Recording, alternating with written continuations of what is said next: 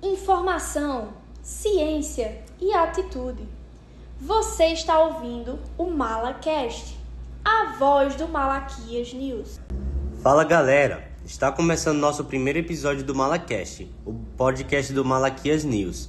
Hoje o papo é no laboratório, mas sem jaleco, ou talvez um pouco dele. Vamos falar sobre a força, os desafios e a mente brilhante das mulheres na ciência.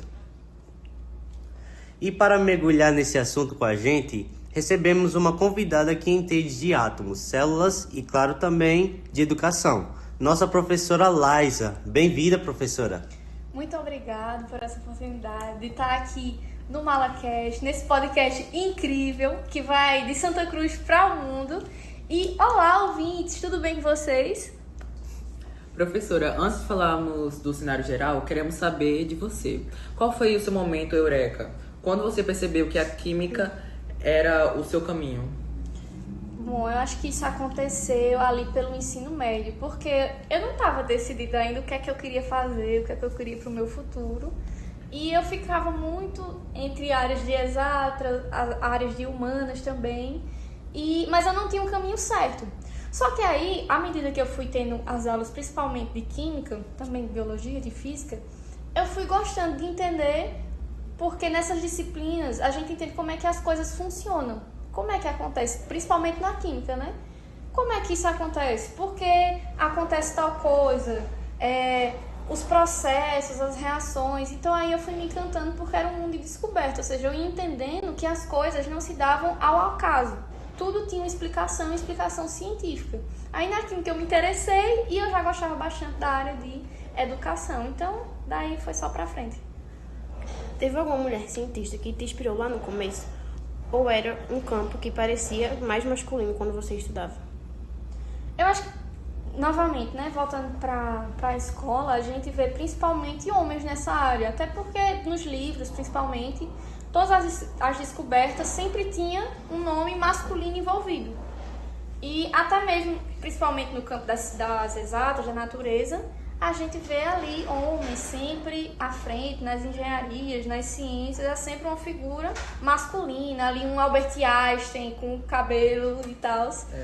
Aí a gente não vê tantas figuras femininas. Eu acho que mais na universidade é que eu tenho um maior contato e descobrindo, porque a gente lá também fazia esse tipo de projeto de dar visibilidade para as mulheres, ou seja, investigar ali as mulheres que foram apagadas, as mulheres que contribuição na química, na física, na biologia. E aí eu fui vendo que antes também tinha uma grande contribuição feminina para a ciência, mas que ela era muito apagada e por conta disso que a gente não tinha contato e a gente não tinha muitos exemplos. Aí, à medida que eu fui tendo esse contato, né, principalmente com Marie Curie, que é um grande nome, principalmente da química, né, a senhora da radioatividade. E a gente sabe que, historicamente, muitas mulheres foram apagadas da ciência. Por exemplo, Rosalind Franklin com o DNA ou Lise Meitner com a fissão nuclear. Isso também impacta muito, né?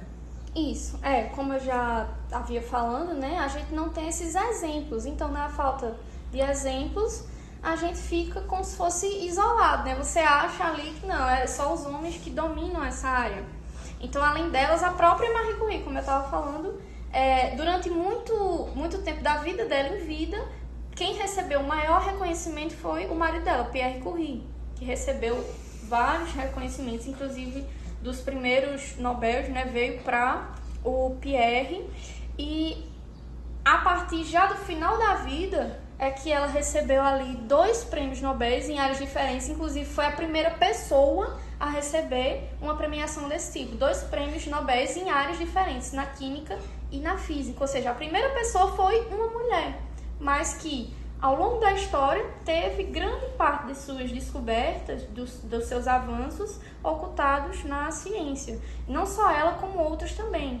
A Henri Lamar, ela também teve um ocultamento muito grande, porque ela era uma atriz belíssima, e por conta da sua beleza, né, que geralmente também traços de feminilidade, são atribuídos às mulheres e resolutas a esse campo. Então a gente tem esse sexismo muito grande e como ela é muito bonita, não, você já é linda, você é uma atriz, então você não precisa estar, esse negócio de ciência deixa para os homens. Porém, ela contribuiu muito para o que hoje é a base do nosso Wi-Fi. Ou seja, esse podcast aqui que está sendo transmitido foi graças às contribuições, às pesquisas de uma mulher. Então a gente vê que sem mulheres na ciência, a gente não teria grande parte dos conhecimentos que a gente tem hoje. E que, infelizmente, continuamos sendo apagadas, excluídas, deixadas à margem, principalmente desses campos científicos. Hoje, claro, a gente já tem um avanço muito maior, principalmente pelo acesso à educação, que possibilitou isso, mas a gente ainda tem uma grande luta pela frente, porque esses direitos eles nunca são estáveis, a gente tem que estar lutando ali diariamente para ter o nosso espaço enquanto mulheres. Na sua visão, quais são os maiores reagentes que dificultam a carreira das mulheres hoje? Eu acho que principalmente o machismo estrutural, que é de, beleza, ali tá uma mulher e um homem executando a mesma função. Muitas vezes ainda acontece da mulher ter um salário menor executando as mesmas tarefas. Ou de ter muito assédio no trabalho, principalmente quando se trata, né, desse tipo de área aqui, mais científica também, tem assédio em diversas áreas. E eu acho que até na forma de tratamento. Às vezes, mulheres são descredibilizadas, trazendo ali o mesmo fato. Ou seja, vai trazer lá um homem ou uma mulher apresentando a mesma conteúdo ali, não sei de determinada área, né, não importa qual seja, apresentando, e quem vai levar mais crédito vai ser sempre o homem, porque ele tem uma fala, né, uma entonação de voz mais grossa. Homens são mais fortes, geralmente, mais altos e tudo mais. Então, sempre tem uma presença maior, como se para a sociedade passasse uma credibilidade maior. Às vezes está a mulher falando, isso é coisa de mulher. Mulher não tem que dar pitaco, não. Mulher tem que estar na cozinha. Então, esse machismo estrutural, o sexismo que a gente tem, que vem ao longo de muito tempo. Então, é claro, como ele está tão enraizado, é muito difícil de desconstruir ele. Mas a gente vem tentando... E a gente está conseguindo aí, aos poucos, consolidar o nosso espaço. E como a senhora consegue equilibrar a vida de professora com as pressões sociais que a sociedade impõe às mulheres? Nossa, essa eu acho que é também uma das partes mais difíceis, né? Porque mulher, principalmente, enfrenta jornadas duplas e às vezes triplas também, ou seja, além do trabalho que a gente antes a gente não tinha direito a estudar, direito a trabalhar, era só resoluta ali ao espaço da casa do lado, os cuidados do lar. Agora a gente tem esse espaço de estudo e trabalho, mas a gente se manteve com as tarefas que já existiam em casa, ou seja, a gente só somou e muitos homens não querem contribuir. A gente vem tentando uma desconstrução aí, principalmente para a divisão dessas tarefas, mas eu acho que isso também é um grande empecilho, é a questão dessas duplas, triplas jornadas que as mulheres enfrentam e também até, novamente, questão de assédio também, eu acho que é muito séria, e a falta de respeito. Às vezes mulheres são muito desrespeitadas, porque é o dito sexo frágil, achando que a gente não consegue se defender se não tiver um homem ao lado. Então, para a gente bater de frente em qualquer ambiente, quando a gente está ali sozinha, tomando a frente mesmo, é uma batalha bem difícil. E dizem que a ciência é neutra, mas quem faz a ciência traz seus olhares, né? O que o olhar feminino trouxe de novo para as áreas da biologia e da química? Daí a gente tem um conhecimento muito vasto, porque querendo ou não, cada um vai ter ali suas habilidades distintas, né? Uma pessoa vai ter mais aptidão para uma área, outra para outra, mas mulheres eu acho que tem, sobretudo, um cuidado muito grande. Acho que pela própria construção enraizada de mulher ter mais esse cuidado, uma análise, um carinho talvez maior. Então isso a gente vê que reflete também. A gente tem muitas descobertas que muitas vezes passaram batidas por outros cientistas, grandes cientistas também, né? Que é claro que porque é homem também a gente não vai desprezar. mas que às vezes passaram batidas e que mulher foi lá, não, tem uma coisinha aqui, um detalhezinho. A mulher vai lá no detalhe e vê ali uma nova solução onde muitas vezes não tem. É igual em casa, né? Quando você vê lá, onde é que tá tal coisa? O homem parece que nunca acha nada. Aí você diz, olha, tá lá em tal canto. O homem vai lá e não tá não. Quando vê, tá no mesmo canto. Ou seja, às vezes tem essa atençãozinha, um detalhezinho que faz toda a diferença. Eu acho que essa atenção também contribui muito para o campo da ciência.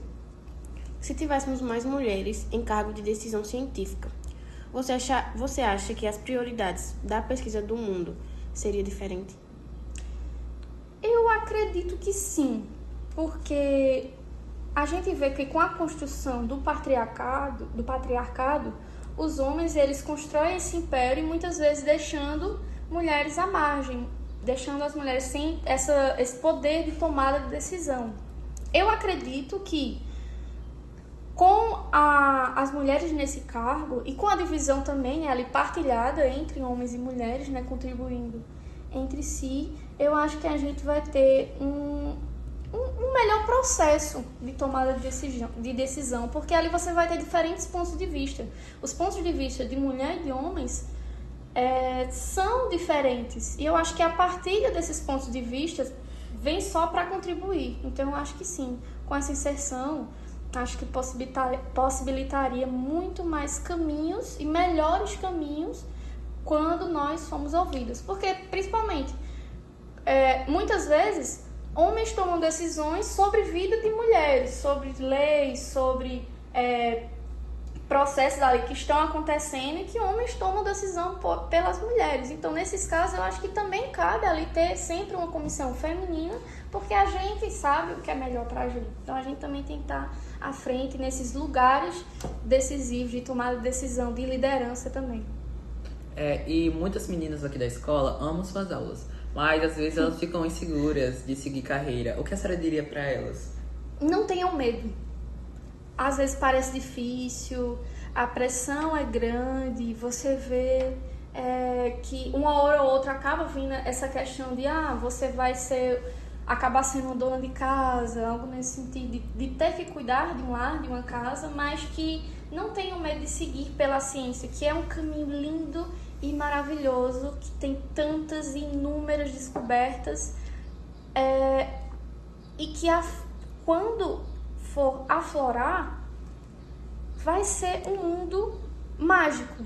Então, assim, dentro da ciência, as mulheres na ciência, eu acho que tem esse papel importante. De novo, não tenham medo, sigam em frente com coragem, que vocês vão ser belamente recompensadas. Professora, qual é o experimento que falta fazermos na sociedade para que a igualdade na ciência seja uma constante e não uma exceção? Rapaz, eu acho que isso aí é um caminho que vai vir pela educação, porque a gente precisa ensinar os nossos jovens, meninos e meninas, que a gente tem que trabalhar com a equidade, ou seja, não é porque um é menino ou é menina, homem, mulher, que vai ter que exercer papéis diferentes, essa questão de papéis de gênero, de atribuições, não, mulher faz uma coisa, homem faz outra. Eu acho que com essa desconstrução de que todos nós podemos partilhar desses papéis, a gente vai conseguir ali um estado de equidade entre gêneros e a partir daí a gente desenvolver muito mais coisa e a sociedade tem esse potencial imparável quando a gente deixar essas coisas de lado, essa besteira, porque é uma besteira você impedir uma mulher de fazer alguma coisa por ela ser mulher, só por conta de um gênero, sendo que ela tem a capacidade de fazer ou igual ou melhor do que um homem faria. Então, a gente tem que trabalhar nisso, nessa equidade de gênero. Professora, foi um prazer incrível. Aprendemos que a ciência não é só uma fórmula ou um microscópio, é luta, é gente, representatividade. Obrigado por ser nossa inspiração diária no quadro e também fora dele. Eu que agradeço. E você que nos ouviu, quem é a cientista da sua vida? Comenta aí e até o próximo episódio.